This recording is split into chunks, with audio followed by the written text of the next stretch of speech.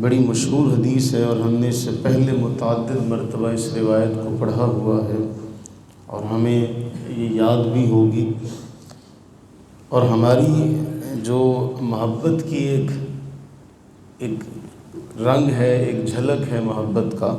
اس کے اندر ایک اضافے کے لیے بھی ہم اس روایت کو بیان کرتے ہیں، اور اس سے ہماری محبتوں میں ایک اضافہ ہوتا ہے کہ ہمارا جو نبی صلی اللہ علیہ وسلم کے ساتھ تعلق ہے محبت کا،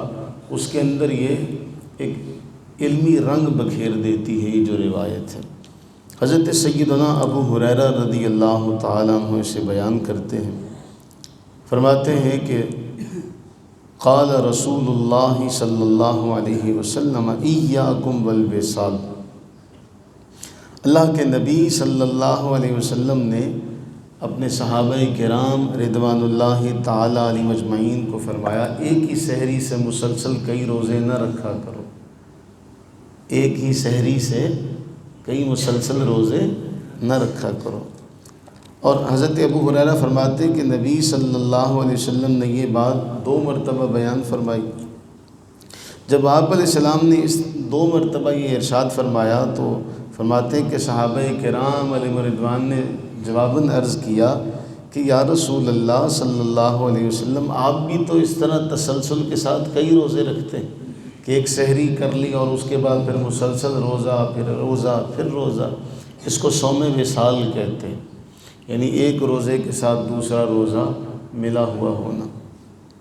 تو نبی صلی اللہ علیہ وسلم یوم وصال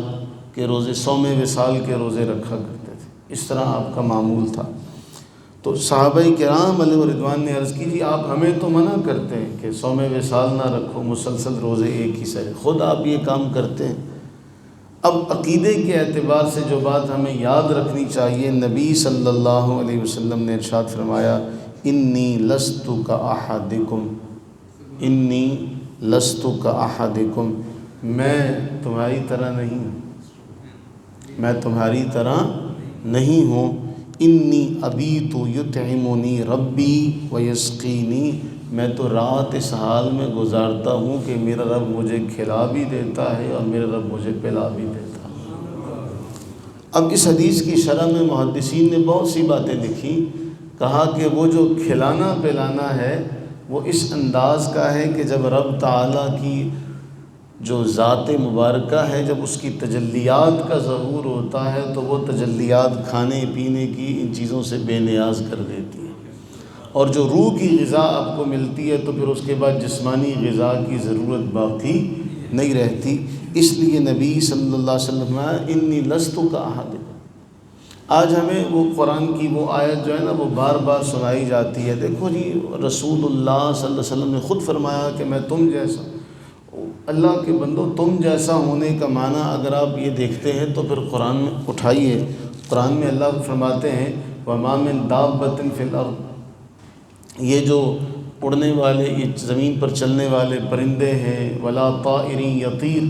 بِجَنَاحَيْهِ، یہ جو اڑنے والے پرندے ہیں یہ سب کے سب تمہاری طرح، وہ تمہاری طرح ہونے کا معنی یہ ہے کہ اللہ کی مخلوق ہے، جیسے تم اللہ کی مخلوق ہو، أُمَمٌ أَمْثَالُكُمْ، تمہاری طرح وہ بھی اللہ کی مخلوق ہے۔ تو اللہ کی مخلوق ہونے میں سارے ایک جیسے ہیں،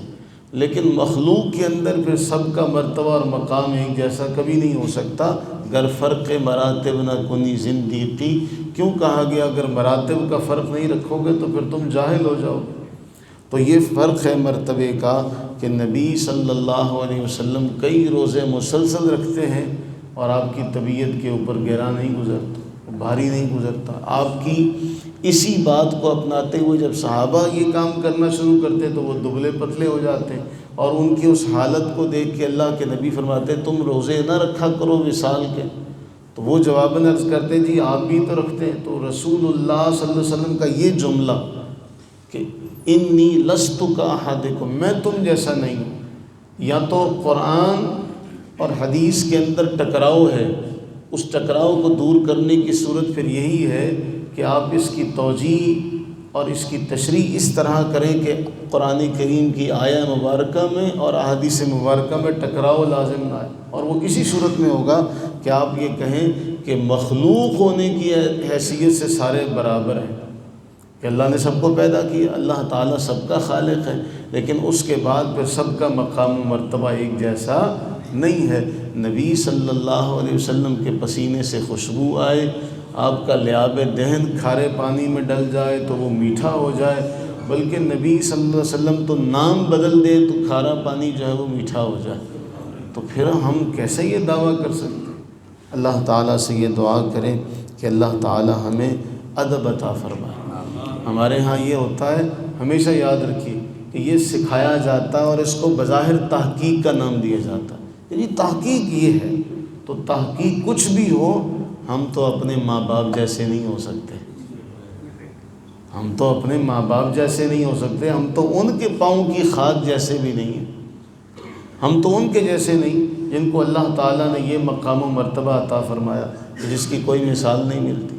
تو ان کا معاملہ کہ ہم ان کے جیسے نہیں ہو سکتے، تو پھر رب دو جہاں کے محبوب کا معاملہ کیسے ایسے ہو سکتا ہے؟ اللہ تعالیٰ ہم سب پر اپنی بے بہا رحمتیں برکتیں نازل فرمائے اور ہمیں ایسی تحقیق سے محفوظ رکھے جس تحقیق کے بعد ہم نبی کو اپنے جیسا سمجھ بیٹھے۔